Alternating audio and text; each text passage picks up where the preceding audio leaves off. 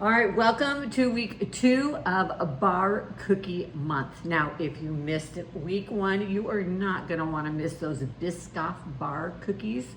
So good. If you are a Biscoff cookie butter lover, check them out. Now, if you love a good sugar cookie, but you don't love the work involved in making sugar cookies, you're gonna love today's recipe for small batch sugar cookie bars. They are dense, but they're chewy and they are delicious. We're gonna top them with a yummy buttercream frosting and then add some sprinkles on top. Now, these sugar cookie bars are the perfect lazy man's version of a cut out sugar cookie. They only take minutes to put together and adults and children love them. Add some sprinkles on top and you've got a party.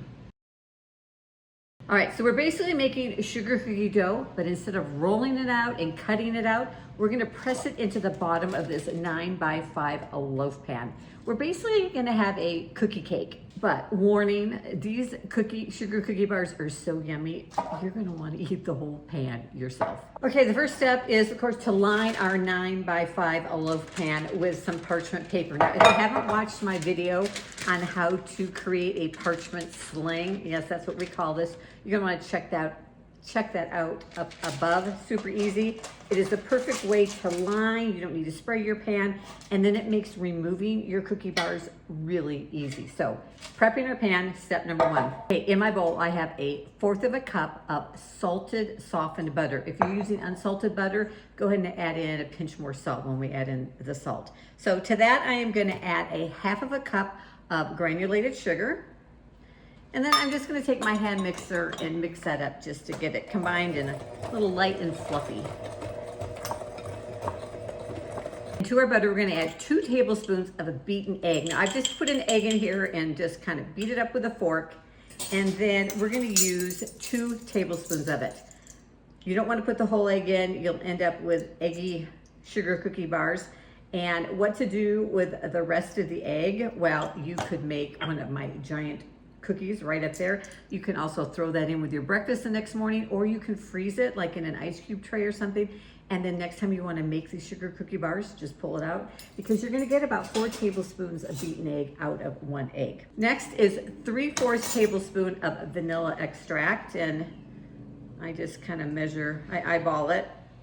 There we go. And you want 1/4 teaspoon of almond extract. Now, if you're not an almond fan, go ahead and put in a whole teaspoon of vanilla extract.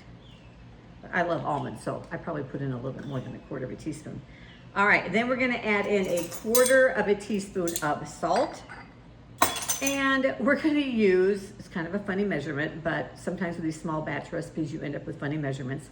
We're gonna use 1/3 of a cup of all-purpose flour and 1/2 of a cup. I'm almost out of flour. Fast and easy these are to mix together. And then we have one last ingredient because it's a little dry. We're going to add in 1/2 of a tablespoon of milk.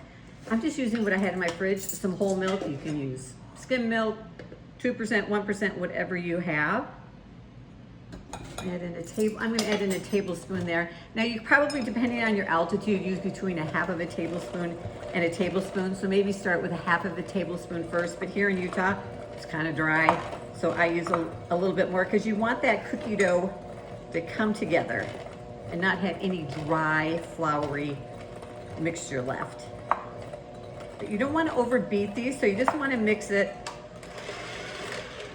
until it comes together. Now we're gonna take our lined loaf pan and we are just gonna press the dough into the bottom. Now, we're gonna add a buttercream frosting to these because I love the buttercream, and then add some sprinkles on top. Now, if you decide you don't wanna add a frosting to your sugar cookie, but you want sprinkles, go ahead and add your sprinkles in when you're mixing it up, anywhere from, I don't know, 1/4 to 1/3 of a cup, and then you can have your sprinkles in your cookie. And then we're just gonna go ahead and push this down into a nice even layer in our pan. Now I have preheated my oven to 350 degrees Fahrenheit.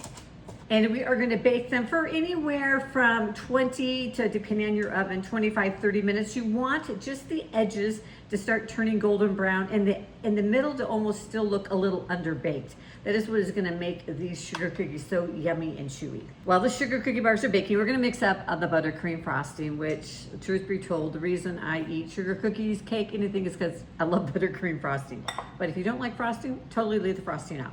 So we have a 1/4 cup of softened salted butter.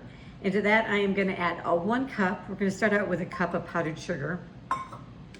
And then I'm going to add in 1/2 teaspoon of vanilla extract and 1/2 teaspoon of almond. Again, if you don't like almond, leave the almond out and just use a vanilla.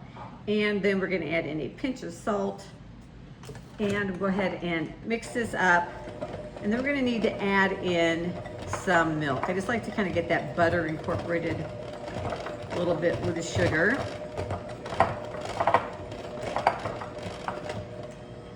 Okay. And then we're going to start out with just a tablespoon of milk. It's going to depend on the kind of milk you're using, how much you'll need. But again, if you get a little too much in, just add a little bit more powdered sugar. If it's still a little too thick and dry, add in a little bit more milk. There we go. And then I am going to, because this is a party cake, we're going to add in some food coloring. All right, we're just going to add in a drop or two, depending on how pink you want it, of food coloring. There we go.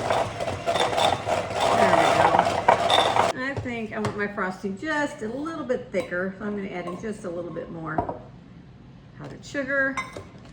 Again, if it's too thick, add in a little bit more milk, but just start with a few drops at a time.